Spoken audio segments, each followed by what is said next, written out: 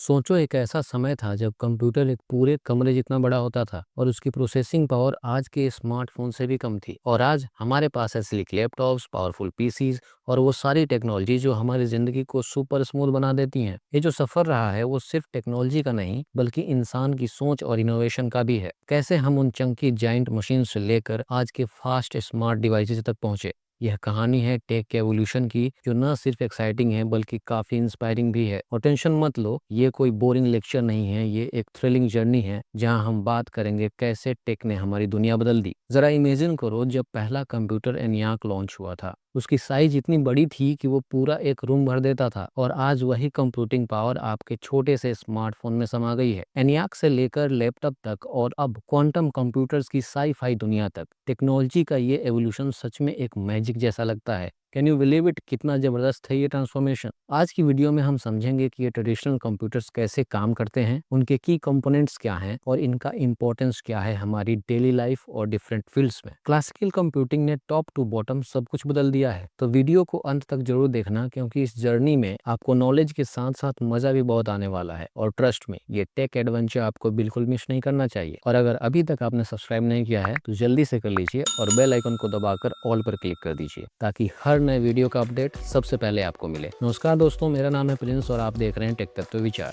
एक ऐसा समय था जब कंप्यूटर एक पूरे रूम जितना बड़ा हुआ करता था और उसकी प्रोसेसिंग पावर आज के एक छोटे से स्मार्टफोन से भी कम थी। अब आप अगर उस समय को इमेजिन करते हैं या उसके बारे में पढ़ते हैं, और जब हम आज के स्लीक लैपटॉप्स और पावरफुल पीसीज को देखते हैं, तो लगता है कि कंप्यूटिंग टेक्नोलॉजी ने कितनी लंबी छलांग लगाई है। ट्रेडिशनल कंप्यूटर्स, जिन्हें क्लासिकल कंप्यूटर्स भी कहते हैं, वो इलेक्ट्रॉनिक्स डिवाइसेस हैं जो बाइनरी सिस्टम का इस्तेमाल करके इंफॉर्मेशन को प्रोसेस करते हैं। अब बाइनरी सिस्टम को सिंपल लैंग्वेज में समझें तो ये बस जीरोज और वंस पर आधारित होता है। यही दो नंबर्स हमारी पूरी डिजिटल दुनिया की फाउंडेशन है। जैसे एक लाइट स्विच होता है जो या तो ऑन होता है या ऑफ, ठीक वैसे ही ट्रेडिशनल कंप्यूटर्स में ट्रांजिस्टर्स होते हैं जो इलेक्ट्रॉनिक स्विचेस की तरह काम करते हैं। ऑन का मतलब है 1 और ऑफ का मतलब है 0। इन ट्रांजिस्टर्स की बिलियंस की संख्या मिलकर डेटा को प्रोसेस करती है। ट्रेडिशनल कंप्यूटर के फंक्शनिंग को समझने के लिए हमें इसकी आर्किटेक्चर को समझना होगा, जिसे वान न्यूमन आर्किटेक्चर कहते हैं। इसमें 4 जरूरी पार्ट्स होते हैं। सीपीयू, सेंट्रल प्रोसेसिंग यूनिट, इसे आप कंप्यूटर का दिमाग समझ सकते हैं।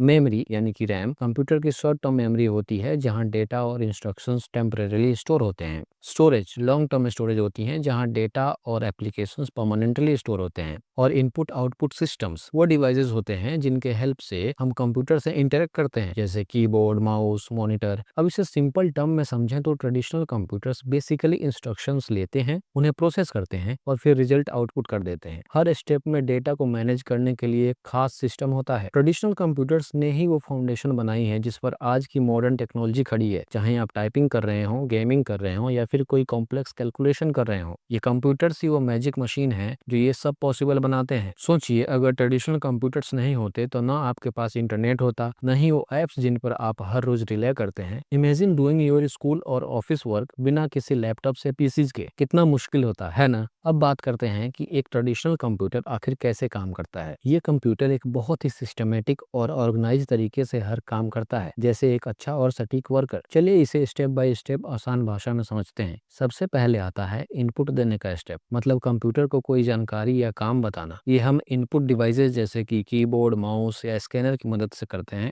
जब आप कुछ टाइप करते हैं या माउस से क्लिक करते हैं तो आप कंप्यूटर को बता रहे होते हैं कि उसे क्या करना है। मान लीजिए कि आप एक गेम खेल रहे हैं, जैसे ही आप कीबोर्ड से की दबाते हैं या माउस से मूव करते हैं, वो कंप्यूटर के लिए एक सिग्नल बन जाता है। इनपुट मिलने के बाद हमारा सीपीयू यानी कि सेंट्रल प्रोसेसिंग यूनिट एकदम एक एक्टिव शेफ की तरह काम करने में लग जाता है। सीपीयू को आप कंप्यूटर का दिमाग समझ सकते हैं। यह इंस्ट्रक्शन को पढ़ता है, कैलकुलेशंस करता है और सारी कमांड्स को एग्जीक्यूट करता है। जैसे एक शेफ अपने किचन में रेसिपीज के हिसाब से इंग्रेडिएंट्स लेकर खाना बनाता है, वैसे ही सीपीयू हर डेटा को प्रोसेस करके मीनिंगफुल या यूजेबल इंफॉर्मेशन बनाता है। प्रोसेसिंग पूरा होने के बाद कंप्यूटर प्रोसेस किए हुए डेटा को आउटपुट डिवाइसेस के जरिए दिखाता है, जैसे मॉनिटर पर डिस्प्ले करना या प्रिंटर से प्रिंट निकालना। अब आती है स्टोरेज की बात। कुछ डेटा टेम्परेरी मेमोरी यानी कि रैम में रहता है ताकि सीपीयू उसे जल्दी एक्सेस कर सके, और जो डेटा लंबे समय के लिए रखना हो वो एचडीडी या एसएसडी में स्टोर किया जाता है। तो इस तरह एक ट्रेडिशनल कंप्यूटर बड़े ही सिस्टमेटिक तरीके से काम करता है। इनपुट लेकर उसे प्रोसेस करता है और फिर आउटपुट देता है, जबकि डेटा को शॉर्ट टर्म या लॉन्ग टर्म मेमोरी में स्टोर करता है। अब यह तो बेसिक अंडरस्टैंडिंग थी कि ट्रेडिशनल कंप्यूटर्स कैसे काम करते हैं। आगे बढ़ते हैं और देखते हैं कि ये कंपोनेंट्स और डिटेल में क्या रोल निभाते हैं। सीपीयू यानी कि सेंट्रल प्रोसेसिंग यूनिट को आप कंप्यूटर का दिमाग मान सकते हैं। ये हर छोटी बड़ी कैलकुलेशंस और सभी कमांड्स को एग्जीक्यूट करने की जिम्मेदारी संभालता है। जैसे हमारा दिमाग पूरे शरीर के कामों को कंट्रोल करता है। जब भी आप कोई टास्क करते हैं, जैसे कि एक ऐप खोलना या गेम खेलना, सीपीयू तुरंत कमांड्स को समझकर उन्हें एग्जीक्यूट करता है। यह कंप्यूटर के सभी हिस्सों के बीच कोऑर्डिनेशन करता है ताकि सब कुछ स्मूथली चले। जब आप कोई मैथ प्रॉब्लम को सॉल्व करते हैं तो अलग अलग स्टेप्स में सोचते हैं। वैसे ही सीपीयू भी डेटा को समझता है और फिर एग्जीक्यूट करता है। मेमोरी या रैम, जिसे आप रैंडम एक्सेस मेमोरी कहते हैं, कंप्यूटर की शॉर्ट टर्म मेमोरी होती है। इसमें डेटा और इंस्ट्रक्शंस टेम्परेरीली स्टोर होते हैं ताकि सीपीयू उन्हें जल्दी एक्सेस कर सके। जब आप पढ़ाई करते हैं या करते थे तो आप अपने स्टडी टेबल पर सभी जरूरी चीजें जैसे बुक्स, नोटबुक्स, पेन और हाइलाइटर वगैरह रख लेते थे ताकि एग्जाम की तैयारी के दौरान आपको बार बार अलमारी में जाकर चीजें लाने की जरूरत ना पड़े। ये सारी चीजें आपके हाथ के पास रहती थी, जिससे आप आसानी से और जल्दी काम कर पाते थे। रैम का भी ठीक यही काम है। यह सीपीयू के लिए जरूरी डेटा को टेम्परेरीली संभाल कर रखता है ताकि कंप्यूटर तेजी से काम कर सके। सोचिए, अगर आप बार बार अपनी अलमारी में जाकर किताबें लेने लगेंगे तो कितना टाइम वेस्ट होगा। इसी वजह से रैम का होना बहुत जरूरी है ताकि सीपीयू को इम्पोर्टेंट डेटा जल्दी से मिल जाए। स्टोरेज डिवाइसेस जैसे कि एचडीडी हार्ड डिस्क ड्राइव और SSD solid state drive computer की लॉन्ग टर्म मेमोरी होती है। इसमें वो डेटा स्टोर होता है जिसे हमें लंबे समय तक रखना होता है, जैसे डॉक्यूमेंट्स, फोटोज और सॉफ्टवेयर। जैसे आपके घर में अलमारी होती है जिसमें आप अपने पुराने प्रोजेक्ट्स, किताबें या फैमिली एल्बम्स को लंबे समय के लिए रखते हैं। स्टोरेज डिवाइसेस भी वैसा ही काम करते हैं। ये डेटा तब तक सुरक्षित रहता है जब तक आपको उसे दोबारा देखने की जरूरत ना हो। अब जल्दी से एचडीडी और एसएसडी को समझ लेते हैं। एचडीडी को आप एक पुराने सीडी प्लेयर की तरह समझ सकते हैं जो धीरे धीरे काम करता है और उसे डेटा पढ़ने में समय लगता है। जैसे पुराने सीडी प्लेयर को सीडी को रीड करने में वक्त लगता है, वैसे ही एचडीडी को भी डेटा को एक्सेस करने में समय लगता है। इसके पीछे वजह है कि एचडीडी में कई मूविंग पार्ट्स होते हैं, जैसे एक घूमती हुई डिस्क और एक आर्म जो डेटा को रीड करने और राइट करने का काम करते हैं। इस मूविंग पार्ट्स के कारण यह धीमा होता है और ज्यादा समय लेता है। वहीं एसएसडी को आप एक स्मार्ट और तेज यूएसबी ड्राइव की तरह समझ सकते हैं, जिसमें कोई मूविंग पार्ट्स नहीं होते। यह जल्दी से डेटा को रीड एंड राइट कर सकता है बिना किसी देरी के। जैसे आप यूएसबी ड्राइव को कंप्यूटर में लगाते ही तुरंत डेटा को एक्सेस कर लेते हैं, वैसे ही एसएसडी बहुत तेजी से डेटा प्रोसेस करता है, जिससे कंप्यूटर की स्पीड में काफी सुधार होता है। क्योंकि एसएसडी में कोई मूविंग पार्ट्स नहीं होते, यह ज्यादा रिलायबल और ड्यूरेबल भी होता है। इनपुट और आउटपुट डिवाइसेस वो डिवाइसेस होते हैं जिनके हेल्प से हम कंप्यूटर से इंटरेक्ट करते हैं। इनपुट डिवाइसेस जैसे कि कीबोर्ड, माउस हमें कंप्यूटर को कमांड देने में मदद करते हैं। वही आउटपुट डिवाइसेस जैसे कि मॉनिटर और प्रिंटर कंप्यूटर के प्रोसेस डेटा को हमें दिखाते हैं। जैसे आप किसी गेम को खेलने के लिए कीबोर्ड और माउस का इस्तेमाल करते हैं या फिर अपने दोस्त के साथ शेयर करने के लिए डॉक्यूमेंट्स प्रिंट करते हैं। वैसे आजकल डिजिटल शेयर ही होता है, but you get the idea, right? यानी कोई डॉक्यूमेंट प्रिंट करना है तो प्रिंटर आपकी मदद करेगा। चलिए अब बात करते हैं ट्रेडिशनल कंप्यूटर के अलग अलग टाइप्स की। ये अलग अलग तरह के कंप्यूटर हमारी रोजमर्रा की जिंदगी से लेकर बड़े बड़े ऑर्गेनाइजेशंस में जरूरी भूमिका निभाते हैं। पर्सनल कंप्यूटर्स, जिन्हें हम आमतौर पर पीसी कहते हैं, ऐसे कंप्यूटर्स होते हैं जिन्हें पर्सनल यूज के लिए डिजाइन किया गया है। ये हमारे घरों और ऑफिस में सबसे आम है। आप इन्हें अपनी पढ़ाई, काम, गेमिंग या इंटरनेट ब्राउजिंग के लिए इस्तेमाल कर सकते हैं। जैसे आपके पास एक ऐसा दोस्त हो जो हर समय आपके काम आने के लिए तैयार हो, चाहे आप असाइनमेंट बनाना चाहें, मूवी देखना चाहें या ईमेल्स चेक करनी हो। यही फ्लेक्सिबिलिटी एक पर्सनल कंप्यूटर देता है। लैपटॉप्स पोर्टेबल पीसीज होते हैं जिन्हें आप आसानी से कहीं भी ले जा सकते हैं। इसमें एक इंटीग्रेटेड स्क्रीन, कीबोर्ड और ट्रैकपैड होता है जो पोर्टेबिलिटी और कन्वीनियंस को और बढ़ा देता है। जैसे आपका पूरा वर्क स्टेशन आपके बैग में फिट हो गया हो, आप इसे कैफे में बैठकर यूज करें या ट्रेन में सफर करते हुए, यह हर जगह आपका साथ निभाता है। डेस्कटॉप्स वो कंप्यूटर होते हैं जो एक जगह पर फिक्स रहकर काम करते हैं। इसमें अलग अलग पार्ट्स होते हैं, मॉनिटर, कीबोर्ड, माउस, सीपीयू, जो एक साथ मिलकर कंप्यूटर बनाते हैं। ये जनरली ज्यादा पावर और परफॉर्मेंस के लिए जाने जाते हैं। इसकी सबसे बढ़िया बात यह है कि मॉनिटर, कीबोर्ड, माउस और सीपीयू को अलग अलग अपने पसंद या जरूरत के हिसाब से बिना किसी हैसल के अपग्रेड कर सकते हैं। और आपका भी ये सपना हो या रहा होगा कि एक बड़ा सेटअप जिसमें आपकी अपनी कंफर्टेबल चेयर और बड़ा डेस्क हो, जहां आप आराम से बैठकर घंटों काम कर सकें या घंटों गेम खेल सकें। डेस्कटॉप्स प्रोडक्टिविटी के मामले में अनमैच्ड होते हैं। वहीं मेन फ्रेम्स बड़े और बहुत ही पावरफुल कंप्यूटर्स होते हैं जिनका इस्तेमाल बड़े ऑर्गेनाइजेशंस में क्रिटिकल एप्लीकेशंस के लिए किया जाता है।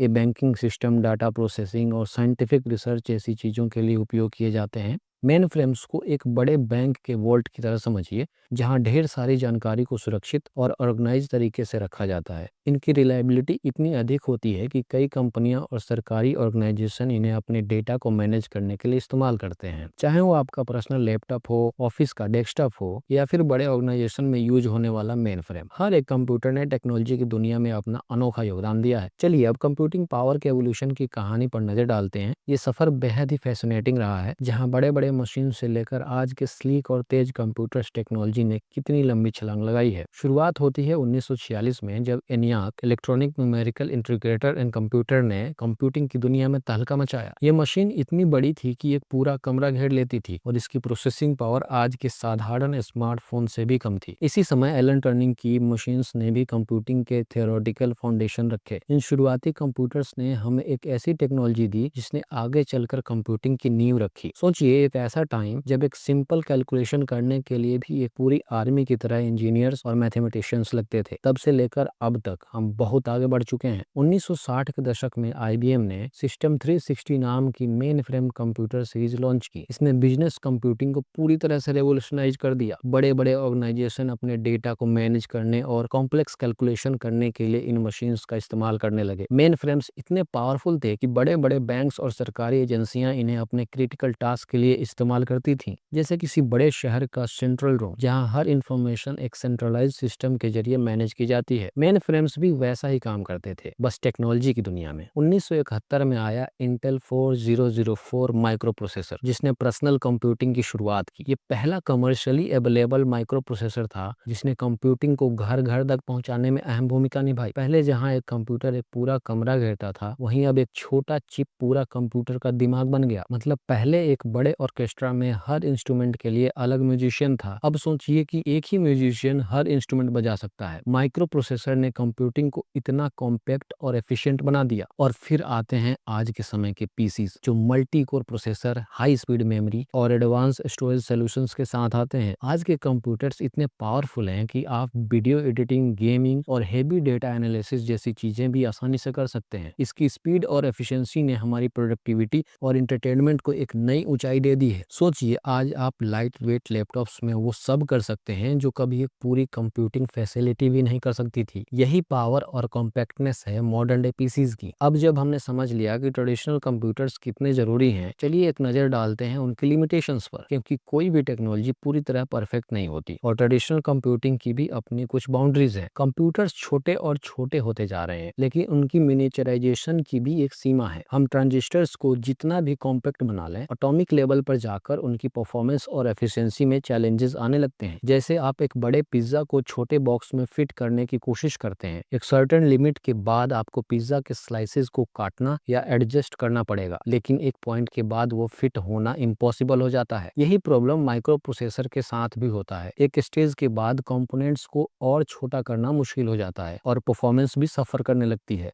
ट्रेडिशनल कंप्यूटर्स में सिग्नल्स लाइट की स्पीड से चलते हैं, लेकिन लाइट की स्पीड भी अल्टीमेट लिमिट है, इससे तेज कुछ नहीं हो सकता। साथ ही हम जिस फिजिकल मटेरियल्स का इस्तेमाल करते हैं, उनकी भी एक सीमा है कि वो कितनी जल्दी और एफिशिएंटली सिग्नल्स ट्रांसमिट कर सकते हैं। सोचिए, जैसे हाईवे पर एक कार जितनी भी फास्ट हो जाए, उसकी स्पीड की भी एक लिमिट होती है। उस लिमिट के आगे कार को बूस्ट करना पॉसिबल नहीं है। वैसे ही कंप्यूटर्स की स्पीड भी एक लेवल पर जाकर रुक जाती है। ट्रेडिशनल कंप्यूटर्स को तेजी से रन करने के लिए बहुत ज्यादा एनर्जी की जरूरत होती है। जितना पावरफुल प्रोसेसर होगा, उतनी ही ज्यादा हीट जनरेट होती है और इस हीट को खत्म करने के लिए बड़े कूलिंग सिस्टम्स की जरूरत होती है। आपने देखा होगा कि जब आप लैपटॉप पर हेवी एप्लीकेशंस रन करते हैं, तो उसका फैन तेजी से चलने लगता है और लैपटॉप्स गर्म हो जाते हैं। इमेजिन कीजिए कि सुपर कंप्यूटर्स कितनी एनर्जी कंज्यूम करते होंगे। तो ये है ट्रेडिशनल कंप्यूटिंग की कुछ बड़ी लिमिटेशंस। यही रीजन है कि रिसर्चर्स और साइंटिस्ट लगातार नई टेक्नोलॉजी पर काम कर रहे हैं, जैसे सुपर कंप्यूटर्स और क्वांटम कंप्यूटर, ताकि हम इन बाउंड्रीज को पार कर सकें। जहां तक ट्रेडिशनल कंप्यूटर्स के एप्लीकेशंस का सवाल है, word processing, communication, gaming, multimedia, data processing, banking, manufacturing, automation और साइंटिफिक रिसर्च से लेकर और जाने कहां कहां हो रहा है। तो दोस्तों, आज हमने जाना कि ट्रेडिशनल कंप्यूटर्स ने कैसे कंप्यूटिंग की दुनिया में क्रांति लाई और कैसे हमारी डेली लाइफ को आसान और एफिशिएंट बनाया। हमने ENIAC से लेकर आज के मॉडर्न डे पीसीज तक का सफर देखा और समझा कि कंप्यूटर की ताकत ने कैसे लगभग सभी फील्ड्स को पूरी तरह बदल दिया है। लेकिन ये सिर्फ शुरुआत है। अगले वीडियो में हम बात बात करेंगे सुपर कंप्यूटर्स की, जो ट्रेडिशनल कंप्यूटर्स से कई गुना ज़्यादा तेज और पावरफुल होते हैं। और उसके बाद हम क्वांटम कंप्यूटर्स की ओर बढ़ेंगे, जो कंप्यूटिंग की दुनिया में गेम चेंजर साबित हो सकते हैं। तो अगर आप टेक्नोलॉजी के इस फैसिनेटिंग सफर में हमारे साथ बने रहना चाहते हैं, तो हमारे चैनल टेक तत्व विचार को सब्सक्राइब कीजिए। वीडियो पसंद आया हो तो लाइक और शेयर करना मत भूलिए, और अपने थॉट्स कमेंट में जरूर लिखिए। मैं मिलता हूँ आपसे अगले वीडियो में, जहाँ हम कंप्यूटिंग की पावर को और करीब से एक्सप्लोर करेंगे। Thanks for watching, keep learning and stay curious.